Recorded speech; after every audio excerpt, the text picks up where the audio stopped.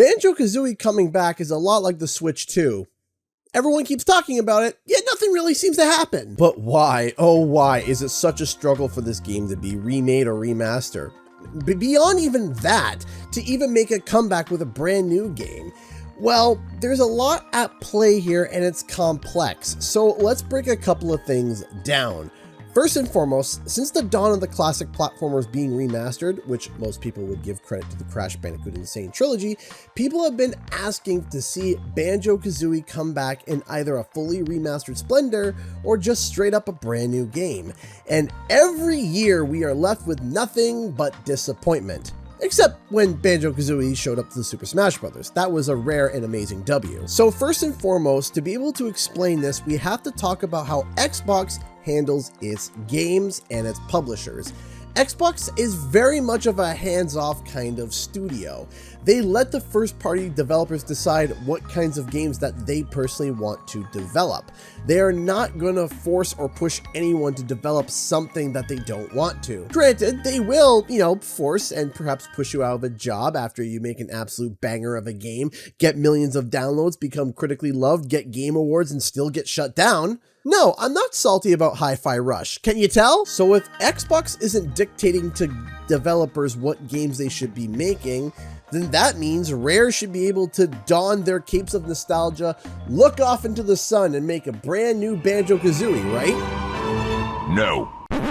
Yeah, about that. Rare doesn't want to make another Banjo Kazooie game, at least according to Craig Duncan, the current studio head at Rare. And he has made this clear during numerous interviews. And here is one of many responses when asked about Rare either remastering a game or going back to Banjo Kazooie. Quote, "I don't think it's okay to just go and make the same game that people loved before, but with up-to-date graphics, audio, and all those things. Just making them again with whatever technology is available today. That's not Rare," Duncan said. "I think what Rare is doing the kind of games that only Rare would go do. If I went and said to Rare, hey, go remake all the stuff that was kind of successful at the time, but make it up to date, I don't think it would be good, and I don't think it would be relevant, and I don't think people would really want it. I think they might think they do, but I don't think they would." Okay. Well, while I very much disagree with what he says, maybe another Xbox team could take the lead. Well, yes, it is hypothetically possible for another team under the Xbox banner to be able to take the reins of Banjo Kazooie. It would seem that so far none of them want to work on a new Banjo Kazooie title either. One company in particular, Double Fine, the company behind Psychonauts, was constantly in the rumor mill about working on a brand new Banjo Kazooie title. So eventually, Tim Schafer came out in an interview saying the following, quote, "People somehow got it in their heads that we should do a Banjo Kazooie game.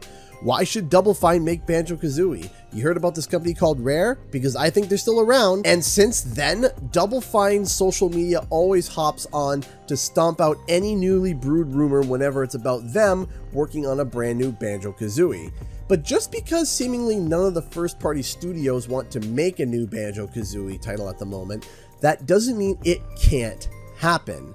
Because there is such a thing as third-party developers. Third-party companies can actually pitch an idea to Xbox about an IP that they own and try to make a game. Not only is this possible, but this has happened multiple times in the past. Most notably, 2 old Rare IPs were handled by third parties relatively recently. The new Battletoads, which was developed by Delilah Studios, and Killer Instinct was developed by Double Helix.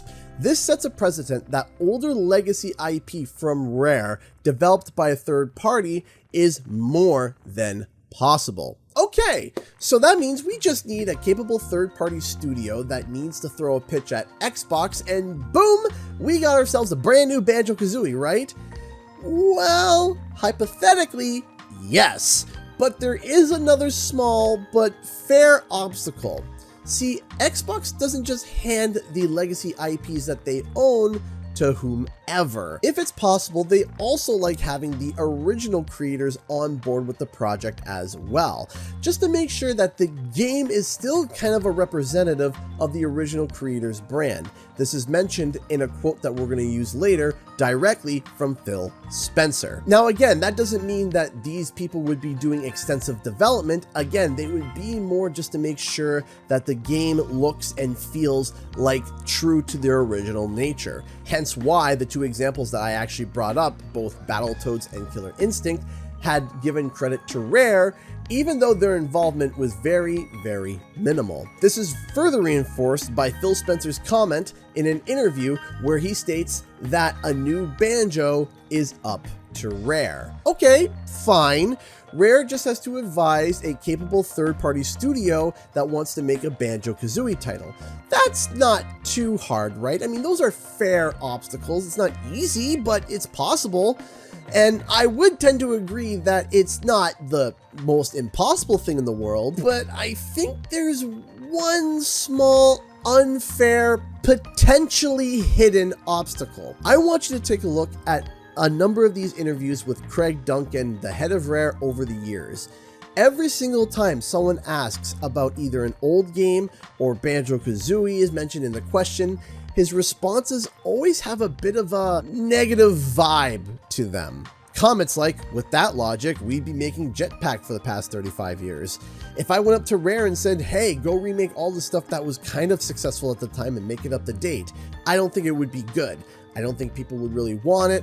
I think they might think they do, but I don't think they would. Now, it is clear as day that Craig Duncan doesn't want to work on remakes and remasters from Rare's past. Like, at all.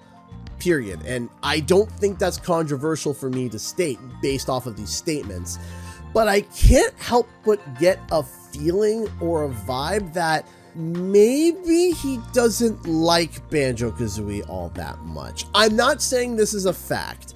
I'm just saying that I can't help but feel, based off of my subjective opinion, this is me purely being subjective and speculative, that maybe there's a bit of a negative light to him on the brand of Banjo as a whole. There are also tongue-in-cheek moments from Rare today where Craig Duncan led the charge on development that kind of mocks fans for their desire for a brand new Banjo Kazooie, like the Sea of Thieves update video. We've heard you loud and clear about how much you all want a new Banjo. So here it is! Stop taunting me! Now again, I'm not saying this as a fact, because as well as later on in the same breath, they also added a Banjo Kazooie themed ship in Sea of Thieves, so it just depends how you look at it. But theoretically, if a third-party studio was working on a brand new Banjo Kazooie, and they had to work with a studio head that maybe didn't particularly like Banjo Kazooie all that much, again, this is only theoretical as I stated multiple times, that might be very difficult for that third party to do. But even in the sea of doubt and despair for the Bear and Bird Wombo combo, there is a flicker of hope. Not a big one, but a flicker nonetheless. Now this is a two-pronged hint. Both of them, in either way, individual of themselves, would not really be much, so please hang on to hear both sides of what I'm about to say. All the way back in summer of 2022, Nate Drake, a Reset Era user, and I will say this loosely, insider, stated that a new Banjo Kazooie platformer was greenlit at Xbox, saying, quote, "There is a new project for Banjo Kazooie in development. We can only guess where and when it will be shown, but as far as I understand, Microsoft gave the green light to production only a few months ago. There was talk about the game at GDC. Now remember, this was back in 2022. Fast forward to a few months ago, and when the subject of Banjo was brought up again, he said, quote, "It's still an active project, but it didn't get the green light until early last year.